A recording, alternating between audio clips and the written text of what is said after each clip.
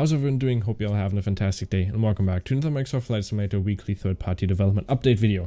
In this series, we talk about what has happened in the last week when it comes to Microsoft Flight Simulator, about their new developments when it comes to planes, airports, and what is released. For instance, in this episode, we're going to talk about the 757 by Just Flight. They've released a new update. We're going to talk about 737-600 and 800, the FlyTampa, and some other stuff, which is pretty nice. Also a military add-on, which is very nice. And if you're new, make sure to like and subscribe. I would appreciate that very much. And also, if you're interested in some car videos in a channel that I run with a friend of mine, we just uploaded a new video on the Volkswagen ID4. If you're interested in that, there's a whole car review on that, so check that out in the top right corner right there. But nonetheless, let's get into the video. First up, we have the 757 by Just Flight, where they have released a new development update. The next development update covering the 757, 200 and also the 300 series. I'm just going to read to you what they have exactly said. So over the last few months, they have focused on a lot of getting the VC animations completed, along with working on the FMS, the flight management system, and the flight dynamics. The VC animations are 90% completed. However, many switches still need to be integrated into the system. And from the FMS perspective, several pages on the FMC and the certain AP functions, navigation displays, PFD, are functioning. Without revealing too much, it is worth emphasizing that the FMS is a huge priority. After the FMS is completed, they will work on other systems of the aircraft. On the exterior model, they have focused mainly on the landing gear. Still a lot of parts left to do, but it's coming along very nicely. The textures are unchanged from the last update, but these have really just been placeholder textures. A lot of detail work is still to be done to really bring the textures to life. The flight models have received attention too, however there is not much left to do here. They plan on integrating two different flight models, one which will be aimed at easier flying, while the other is aimed at the maximum realism within the simulator's limitations. And make sure to stick around for some more big news on this in the near future.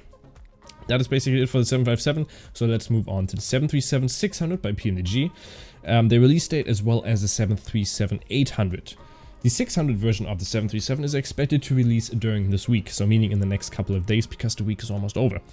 With this update will also come the long-awaited LNAV update, which should improve the current LNAV logic by a lot, because that is still a little bit buggy. I've been flying the 737 a lot lately, and I must say it's a pretty nice aircraft. I've always been a fan. 737 is one of my favorite aircraft, so I love that. The 800 version of the 737 is also set for mid-August, but that can obviously still change depending on the progress of the development. And of course, with Sim Update 10 coming out, that might be pushed a little bit back further, because there's always, when a new Sim Update comes out, especially a big one like this one, there's going to be some bugs which they didn't expect didn't expect, and it's just going to push it back a little bit further. There were also an update for the 700 version, which you can read up on the changelog if you want, so there was obviously a small update for that. Next up, we have FlyTampa, who have released Corfu for Microsoft Flight Simulator. Corfu is a stunning approach and landscape, which in my opinion is one of the nicest airport/approaches you can have in the simulator. It's obviously, I love Corfu. I've flown in there many times, or countless times, and it's always such a lovely approach. The features of the FlyTampa for Corfu is that it has the Corfu Island fully modeled and enhanced with 3D city lighting, PBR materials on airport buildings and ground, and 4K and 8K textures, internal terminal modeling, apron clutter and customized airport detail, custom animated vehicle traffic and animated passenger crowd, custom sea vessels with AI routes around Corfu Island. And this can set you back almost $20 on the FlyTampa.org store. Fourth on the list, we have the VerticalSim, who have released the Boise Air Terminal. KBOI, or Boise Air Terminal, is located in the state's capital of Boise, Idaho. It's the main airport of the state of Idaho and features many different types of aviation operations: GA, commercial, cargo, and military all service Boise. The most interesting being Alaska Airlines and their Q400s. Explore the Air National Guard and the USAF base around Boise. Boise approach is one of the best in the United States, tasking you with navigating mountains and other terrains. Its use is also perfect for those on Pilot Edge or VerticalSim networks. And it's going to set you back around 16 euros on the sim market. Next up on the list, we have the Military AI Works and their Microsoft Flight Simulator package. If you're looking for an add-on that brings native jets into the sim via traffic, then this is the add-on for you to go.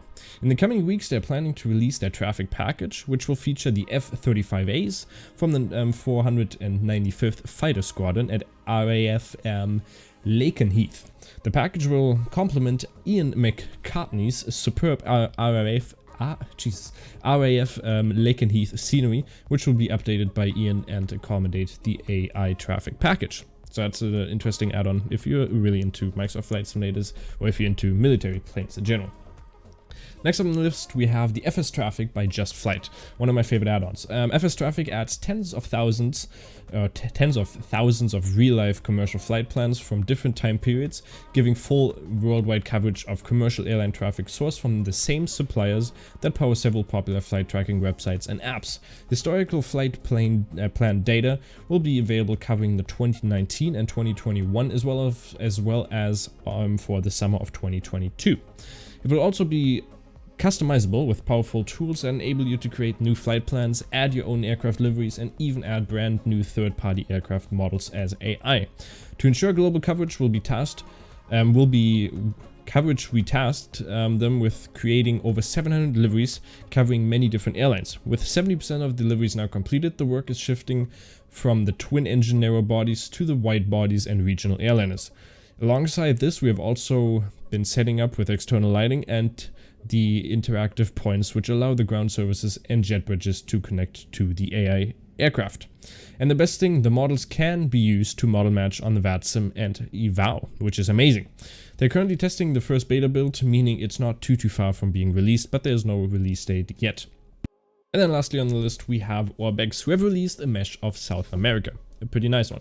South America, the fourth largest continent, extends from the Gulf of Darien to the northwest to the Tierra del Fuego archipelago in the south. It is a continent of extremes and is home to the world's largest river as well as the world's driest place. This is their longest or the largest in terms of coverage area, with an installation size of just under 25 gigabytes, which is insane because last time I checked, my community folder was around 500 gigabytes. So every time I clear my PC, I always see that and I'm just like, oh wow, I gotta delete that at some point.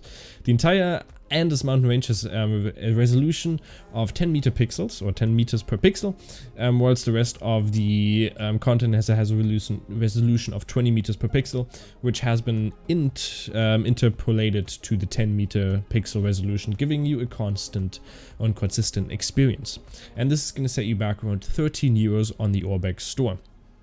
That is it for this week. Again, if you are new here, make sure to like and subscribe. And if you did enjoy this, it would mean a lot if you would subscribe. Because honestly, we have just grown so much in the last couple of days. We're almost 200 subscribers, which is insane. And that the freeware add-on video now up to, I think, almost 8,000 views, which is insane. So I appreciate that very much and all the likes and support you've given me.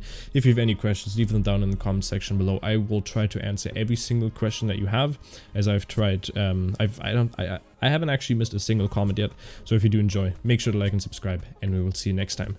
Bye bye.